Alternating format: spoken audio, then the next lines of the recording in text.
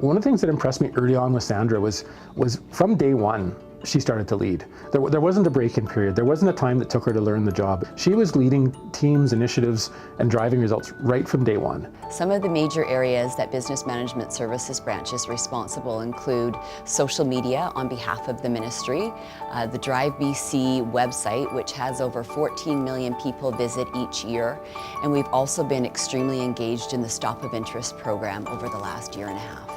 The Stops of Interest program is a really neat program. What you see when you're driving down the road are signs, and they tell a little bit about the history of British Columbia.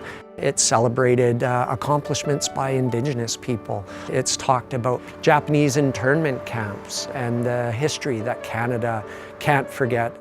I think that my leadership style is I have an eye for talent.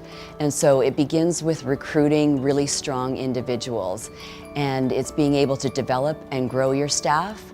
And so there's a time when I need to be present and to be leading a team, and a time when I can step back and know that I have extremely capable and passionate staff that are able to do that.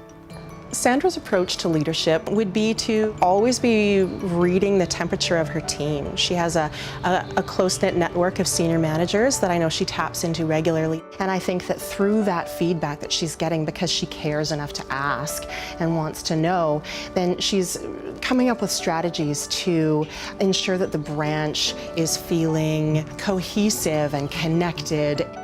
Leadership can be sort of leading down, leading your team, but leadership can also be peer-to-peer. It can also be from a position helping lead those above you. And I think that's one of the things about Sandra, is that she exhibits leadership across the board. Sandra can take a process and just really exhibit that leadership, drive it along, get to the results that we're trying to get to at the end of the day.